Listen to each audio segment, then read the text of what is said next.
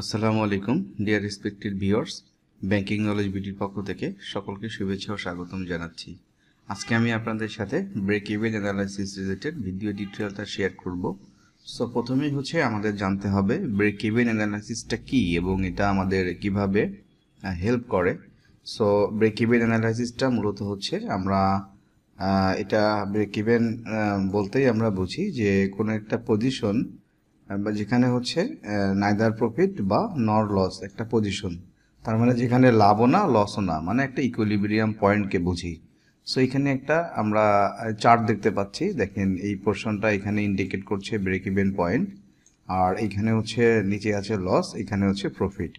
তার মানে break even অ্যানালাইসিসের মাধ্যমে আমরা সেটা ট্রেডিং বিজনেস হোক বা হচ্ছে ম্যানুফ্যাকচারিং হোক বা যে কোনো ধরনের বিজনেসের ক্ষেত্রে আমরা এমন একটা অবস্থা আমরা নির্ণয় করতে পারি যে ব্যবসায়ের সেখানে হচ্ছে সেই পজিশনটাতে লাভও না লসও না, এরকম একটা পজিশন। সো কনসেপচুয়ালি কিভাবে আসছে, একটা ট্রেডিং বিজনেসের আছে কি পরিমাণ আপনার প্রোডাক্ট সেল করলে আপনার একটা বিজনেসে যে আপনার কস্টিংগুলো আছে, সো আদার যে ইন্ডিকেটরগুলো আছে সেগুলোকে অ্যাডজাস্ট করার পরে আপনি বুঝতে পারবেন যে আপনার বিজনেসের এখানে এমন একটা অবস্থা যে সেখানে লাভও না লসও না, মানে কি পরিমাণ আপনি প্রোডাক্ট সেল করলে, ঠিক আছে।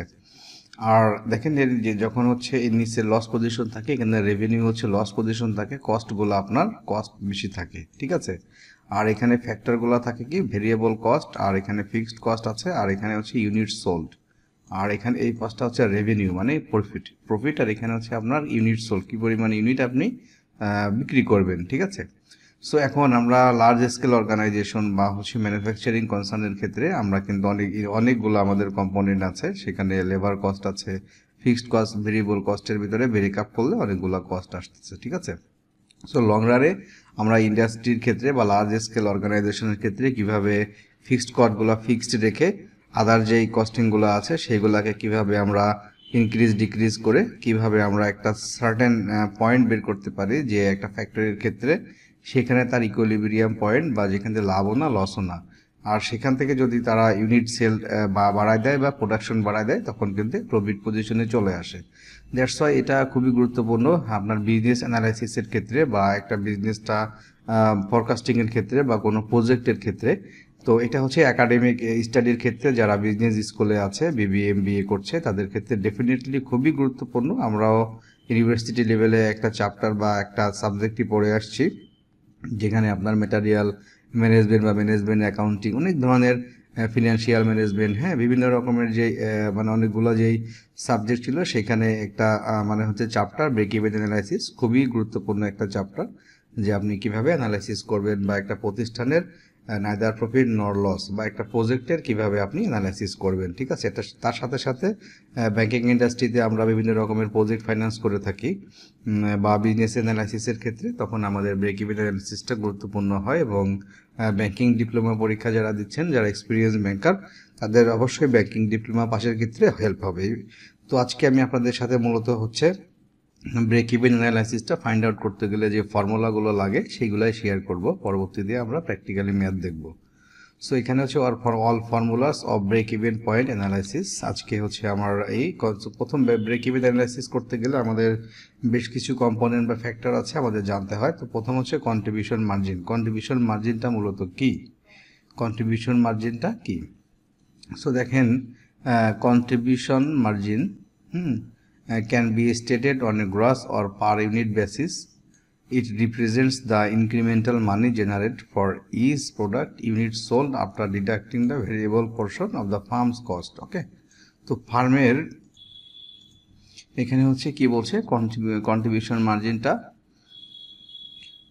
On a gross or per unit basis, unit বেসিসের উপরে হচ্ছে কি পরিমাণ হচ্ছে প্রোডাকশন সোল্ড হবে সেটার উপরে ডিপেন্ড করে কন্ট্রিবিউশন মার্জিন। এবং এটা যে আপনি ইউনিট অফ প্রোডাকশন বা ইউনিট আপনার যে প্রোডাক্ট আপনি বিক্রি করবেন তার ইনক্রিমেন্টাল মানি জেনারেট, কি পরিমাণ হচ্ছে পার ইউনিট প্রোডাক্ট সেল করলে কি পরিমাণ হচ্ছে আপনার ইনক্রিমেন্টাল মানি ইনকাম হবে বা প্রফিট হবে, সেখান থেকে হচ্ছে ফার্মের ভেরিয়েবল কস্ট বাদ দেওয়ার পরে সেটাকে বলছে কন্ট্রিবিউশন মার্জিন, ঠিক আছে। তার মানে আমরা এমন একটা পজিশন ফাইন্ড আউট করব যেখানে neither profit nor loss. Break even analysis করার পরে আমরা যদি ইউনিটস সোল্ড বা যে ইউনিট আমরা বিক্রি করব, প্রোডাকশন ইউনিট, যে প্রোডাক্ট হচ্ছে ফার্মের বা একটা বিজনেসের, তো সেটার এগেনস্টে কী পরিমাণ ইনক্রিমেন্টাল মানি জেনারেট হবে, ঠিক আছে। কিন্তু সেখান থেকে আমাদেরকে ফার্মের হচ্ছে ভেরিয়েবল কস্টটা বাদ দিয়ে চিন্তা করতে হবে, সেটা হচ্ছে কন্ট্রিবিউশন মার্জিন। দেন হচ্ছে কন্ট্রিবিউশন মার্জিনের যে ফর্মুলাগুলো দেখেন, এখানে 5টা ফর্মুলা আছে। সো কন্ট্রিবিউশন মার্জিন কিভাবে আমরা বের করতে পারি? সেলস থেকে ভেরিয়েবল কস্ট বাদ দিলে কন্ট্রিবিউশন মার্জিনটা পাই। ইউনিট সেলসকে আমরা ইউনিট কন্ট্রিবিউশন দিয়ে মাল্টিপ্লাই করলে আমরা পাই। সেলসকে কন্ট্রিবিউশন মার্জিন রেশিও দিয়ে আমরা মাল্টিপ্লাই করলে পাই। ফিক্সড কস্ট প্লাস হচ্ছে প্রফিট থেকে লস বাদ দিলে আমরা পাই। আর একটা হচ্ছে সেলিং প্রাইস পার ইউনিটকে variable cost per unit, selling price per unit থেকে variable cost per unit minus করলে আমরা কন্ট্রিবিউশন মার্জিনটা মানে ফাইন্ড আউট করতে পারি। দেন হচ্ছে কন্ট্রিবিউশন মার্জিন রেশিও বা CM or profit volume ratio বা পিবি রেশিও, একই কথা। সিএম রেশিও, কন্ট্রিবিউশন মার্জিন বা profit volume ratio, PB ratio, দুইটাই হচ্ছে একই বিষয়, ঠিক আছে, দুইটাই হচ্ছে একই বিষয়। তো আমরা এখানে দেখব যে আসলে এই কন্ট্রিবিউশন মার্জিন রেশিও বলতে কি বোঝায়। The contribution margin ratio is the difference between a company's sales and variable expenses expressed as a percentage, ঠিক আছে। তার মানে কন্ট্রিবিউশন মার্জিন রেশিও হচ্ছে আপনার সেলস থেকে ভেরিয়েবল এক্সপেন্স বাদ দিলে এবং তাকে যদি আমরা পার্সেন্টেজে এক্সপ্রেস করি, পার্সেন্টেজে প্রকাশ করি, তাহলে সেটা সিএম রেশিও বলে বা পিবি রেশিও বলে। The total margin generated by an entity represents the total earnings available to pay for fixed expenses and generate a profit, ঠিক আছে। তার মানে কি পরিমাণ মার্জিন একটা প্রতিষ্ঠান মানে হচ্ছে আর্ন করবে বা জেনারেট করবে, তো তার যে ফিক্সড এক্সপেন্সগুলো আছে, ফিক্সড এক্সপেন্সকে ই করার জন্যে, হ্যাঁ, মানে ইনকার করার জন্যে বা ফিক্সড এক্সপেন্সকে মানে হচ্ছে পরিশোধ করার জন্যে, সেটাই হচ্ছে CM ratio. So contribution margin ratio দেখেন এখানে 7টা ফর্মুলা আছে। 7টা ফর্মুলার মাধ্যমে কিন্তু আমরা কন্ট্রিবিউশন মার্জিন রেশিও বের করতে পারি।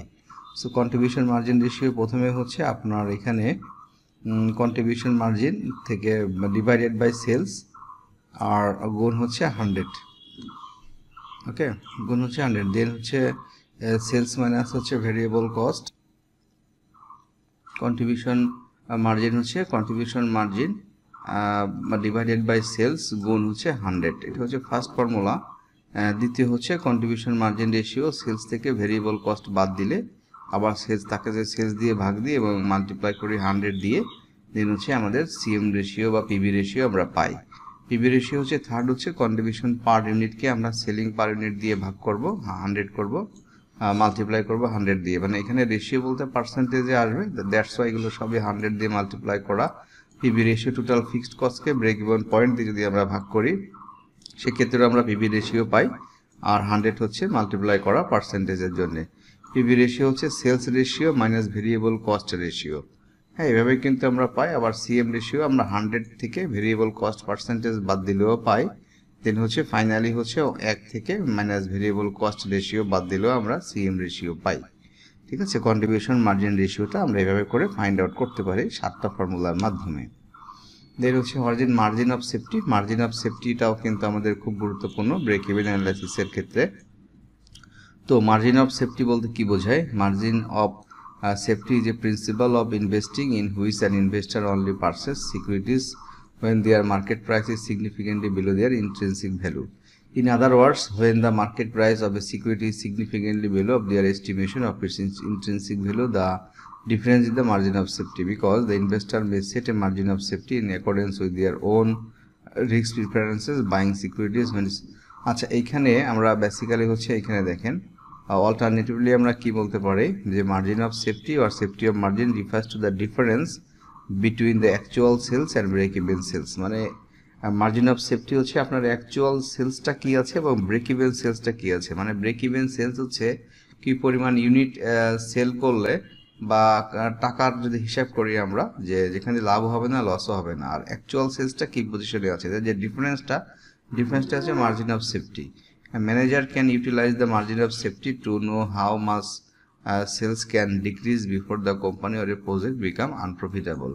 সো মার্জিন অফ সেফটিটা খুব গুরুত্বপূর্ণ কেন? ধরেন একটা প্রজেক্টে বা একটা ম্যানুফ্যাকচারিংয়ে আমরা ফাইন্ড আউট করলাম যে একটা সার্টেন অ্যামাউন্ট বা সার্টেন মানে হচ্ছে ইউনিট অফ গুডস আমরা প্রোডাকশন করব বা সেল করব, যেখানে আমাদের প্রফিট হবে না, লসও হবে না।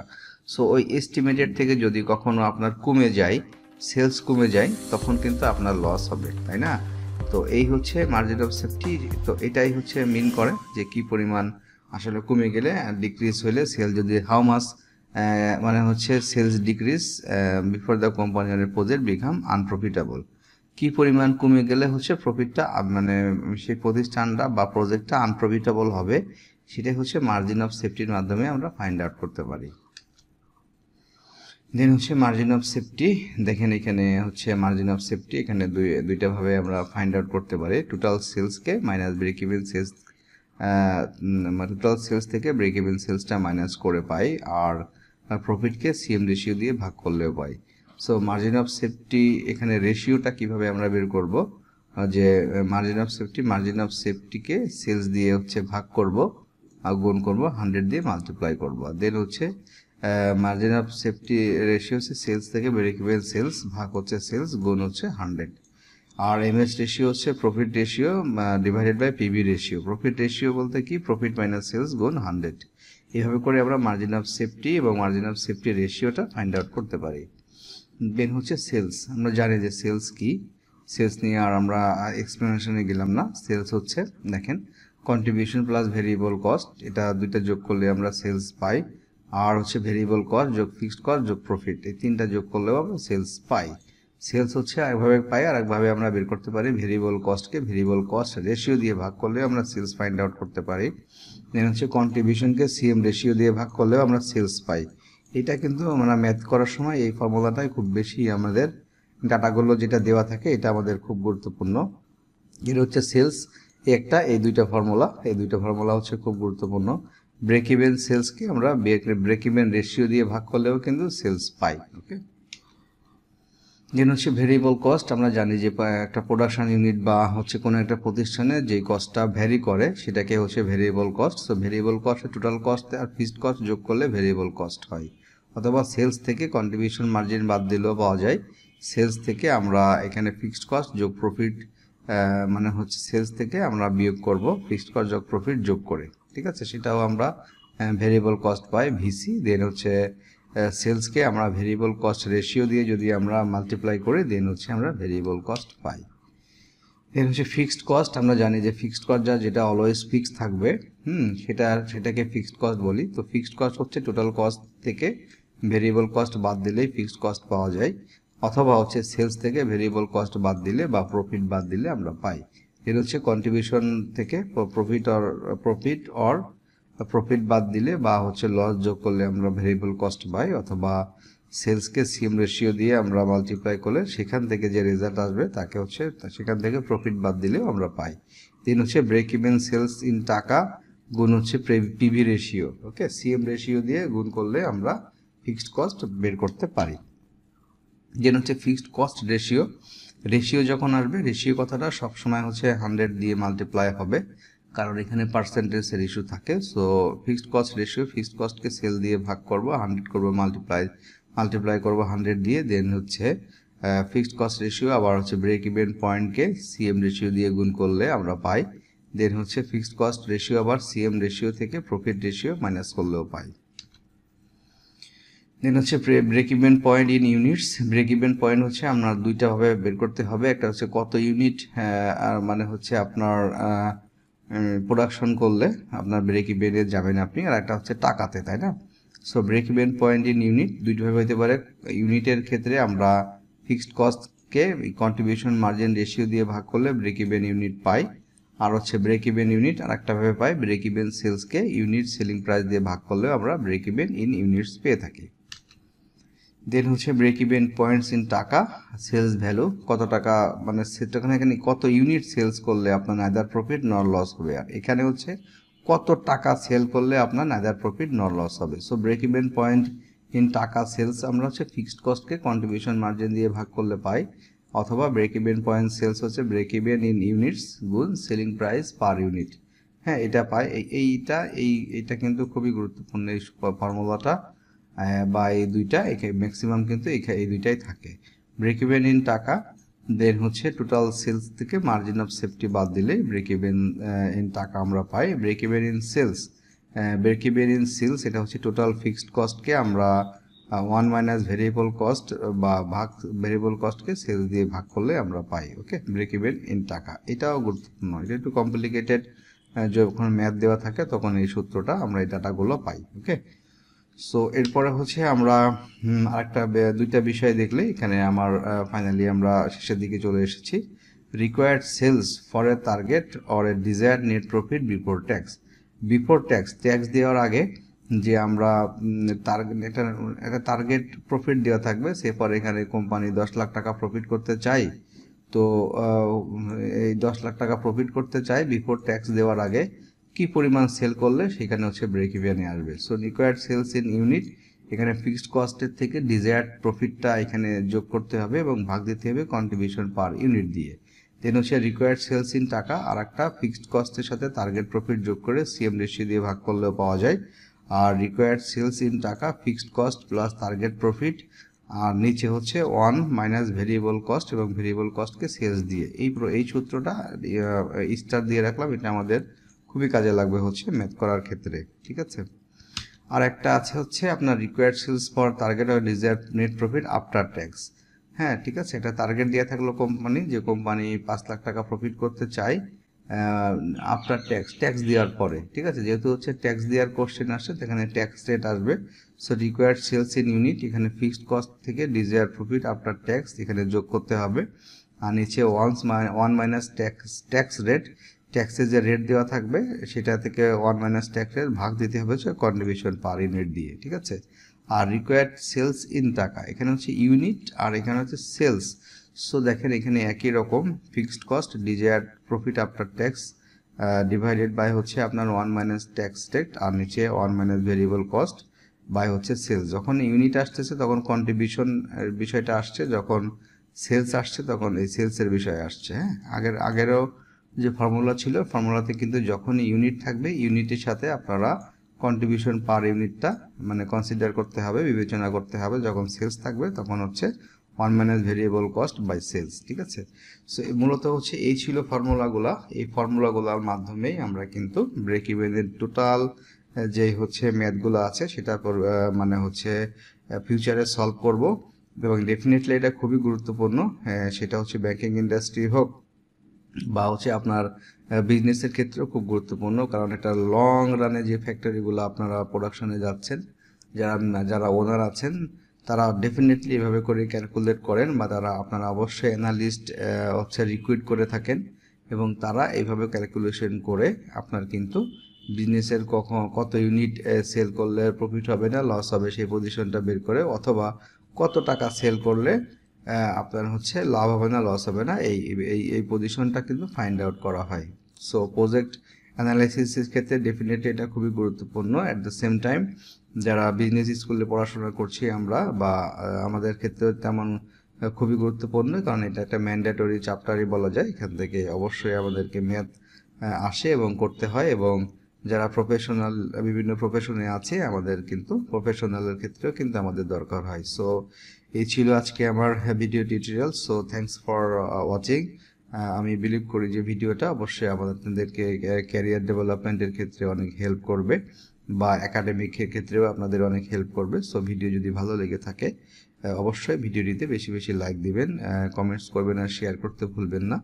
এবং যারা আমার চ্যানেলের সাথে আছেন তাদেরকে অবশ্যই আমি মেনি থ্যাঙ্কস ধন্যবাদ জানাই। আর যারা আমার চ্যানেলে নতুন অবশ্যই চ্যানেলটি সাবস্ক্রাইব করে নোটিফিকেশন বেল আইকনটি বাজিয়ে রাখবেন পরবর্তী সব আপডেটস পেতে। সো আজকে ছিল এই পর্যন্ত, ভালো থাকবেন, খুদা হাফেজ।